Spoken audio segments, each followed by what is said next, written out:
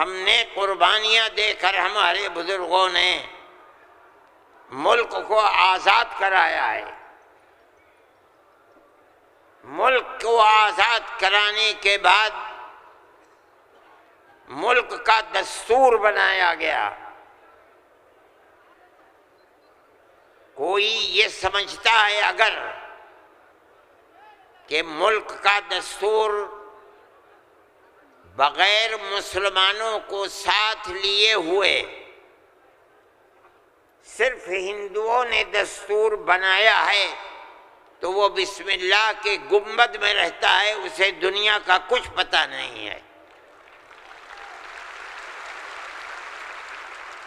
کیونکہ اس ملک کی آزادی میں ہمارا کردار 145 سال کا کردار ہے۔ کسی کا کردار اتنے لمبے زمانے تک نہیں ہے کہ وہ مرتے مارتے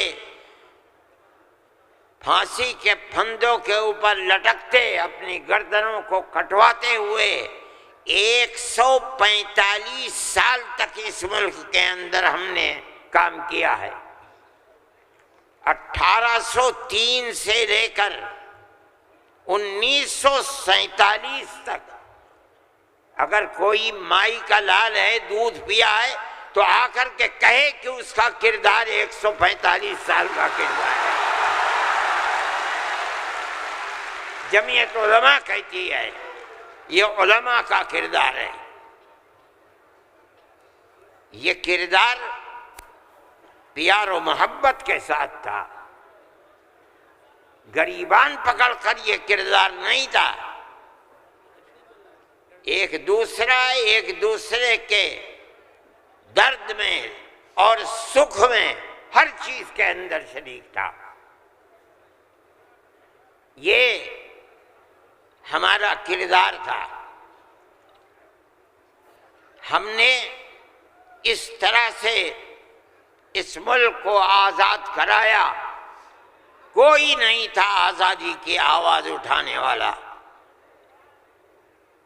1803 سے ملک کے لیے قربانی دینے والے 1857 کے اندر صرف دہلی کے اندر 33,000 علماء کو قتل کیا گیا۔ سنبھل میں، مراد آباد میں، میرٹھ میں سینکڑوں علماء کو جس کے جسم کے اوپر لباس عالموں جیسا ہوتا تھا اس کو پھانسی کے تختے پر چڑھا دیا جاتا تھا۔ کوئی نہیں تھا، کانگریس کا وجود بھی نہیں تھا۔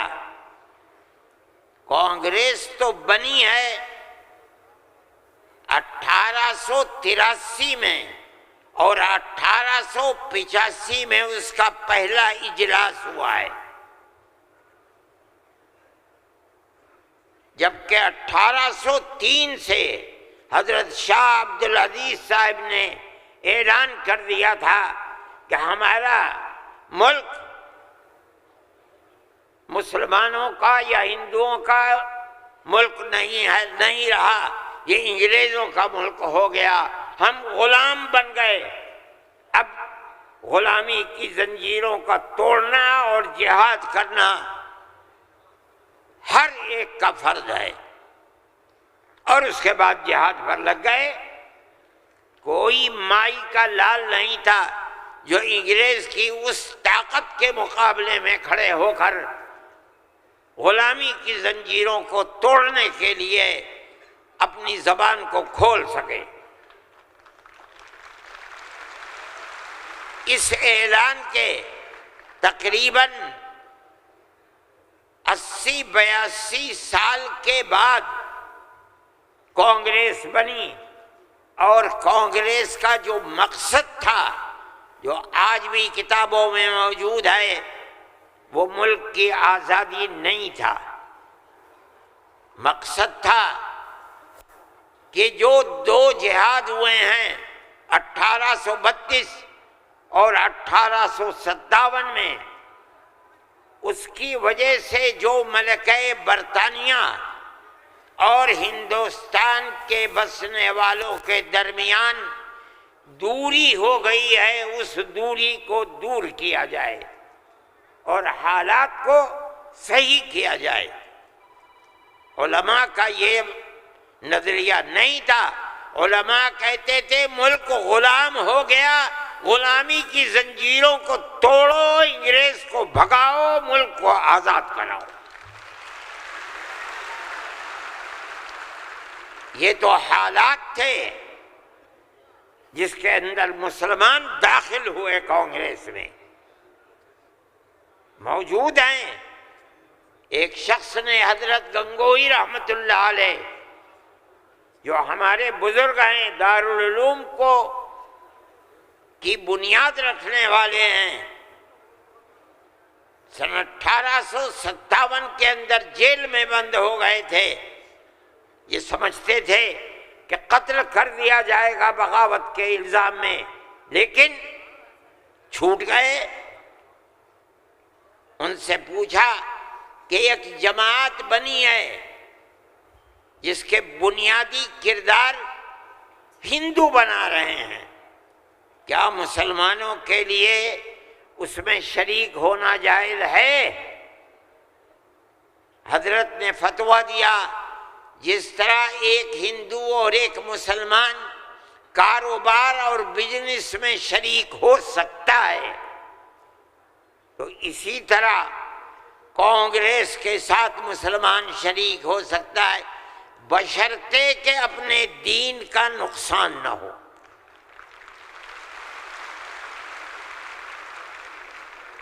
اس کا مطلب نہیں سمجھے تھے لوگ۔ مطلب یہ ہے کہ ہماری تحریک ہے کہ مسلمان اور ہندو جب تک ساتھ نہیں ہوگا ملک آزاد نہیں ہوگا۔ تم اس کے اندر گھسو اور اتنی طاقت پیدا کرو اپنی گھس کر کہ کانگریس کو مجبور کر دو کہ وہ اپنا نقطہ نظر بدل کر ملک کی آزادی کے لیے جد و جہد کرے۔ چنانچہ کانگریس نے اپنا نقطہ نظر بدلا، ملک کی آزادی کو اپنا نقطہ نظر بنایا، اور پھر اس کے بعد ہندو اور مسلمانوں نے شریک ہو کر ایک دوسرے کے ساتھ چل کر ملک کی آزادی کے لیے آواز اٹھائی، قربانیاں دی ہیں، اور انہی قربانیوں کے نتیجے کے اندر ملک آزاد ہوا۔ میرے بھائی، اس بات کو سمجھیے، جیسے جیسے ملک کی آزادی قریب ہوتی جاتی تھی، جمعیت علماء ہند بار بار کانگریس سے کہتی تھی کہ ہم نے تمہارا ساتھ دیا ہے، آج ہم تمہارے ساتھ کھڑے ہیں، ہمیں یہ بتاؤ کہ ملک کی آزادی کے بعد ملک کا دستور کیا رہے گا، کیا سیکولر دستور ہوگا یا مذہبی حکومت ہوگی؟ اگر سیکولر دستور ہوتا ہے ہم تمہارے ساتھ ہیں، اور اگر سیکولر دستور نہیں ہوتا تو ملک کی آزادی میں ہم تمہارے ساتھ نہیں ہیں۔ بار بار ہمارے پاس کانگریس ورکنگ کمیٹی کی تجاویز موجود ہیں۔ کانگریس بار بار عہد کرتی ہے کہ ملک آزاد ہوگا تو ملک کا دستور سیکولر دستور ہوگا، ہر اقلیت کو اپنے مذہب کے اوپر آزادی سے چلنے کا اختیار ہوگا۔ چنانچہ ملک آزاد ہو گیا۔ اب ملک کی آزادی کے بعد ایک طبقہ اٹھا جس نے یہ کہا کہ کھیر مل گئی ہے، اب اسے کھانے کا وقت آ گیا ہے۔ انہوں نے کہا کہ ملک کی دستور ہندو دستور بنے گا، سیکولر دستور نہیں بنے گا۔ جمعیت علماء کے لوگ تھے، مولانا ابوالکلام آزاد تھے جو جمعیت علماء کی ورکنگ کمیٹی کے ممبر تھے، مولانا مدنی تھے، مفتی اعظم مفتی کفایت اللہ تھے، مولانا حفظ الرحمن سوہروی تھے، اور ان کے پیچھے لاکھوں آدمی تھے۔ انہوں نے کہا جو ہم سے وعدے کیے ہیں ان وعدوں کو پورا کرو۔ اگر ملک کی تقسیم ہوئی ہے اور مسلمانوں کو ایک حصہ دے دیا، تم نے دیا ہے دستخط ملک کی تقسیم پر، تم نے کیے ہیں، ہم نے جوتے کھائے ہیں، ہمارے گلوں کے اندر جوتوں کے ہار پڑے ہیں، مگر ہم نے ملک کی تقسیم کو منظور نہیں کیا۔ ہم سے جو وعدہ کیا تھا اس وعدے کو پورا کرو۔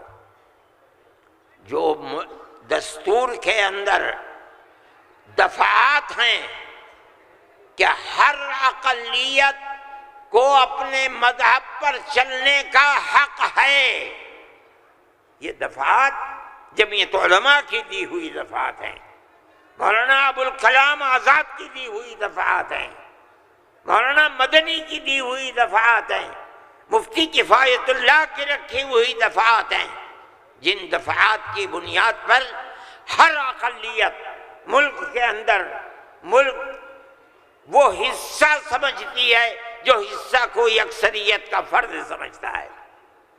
یہ جمعیت علماء کی تاریخ ہے۔ ہم اپنے مذہبی اعتبار سے دستور کو ہاتھ میں لے کر کہہ سکتے ہیں کہ ہمیں اپنے مذہب پر چلنا اور مذہب کو اختیار کرنے کا حق ہے، اس دستور کے اندر ہے۔ نعرہ تکبیر، میرے بھائی، نعرہ تکبیر، میرے بھائی، میرے پاس واٹس ایپ نہیں ہے، میں یہ لغو کام نہیں کرتا، نہ مجھے فرصت ملتی ہے کہ میں دیکھتا رہوں ہر وقت واٹس ایپ کو۔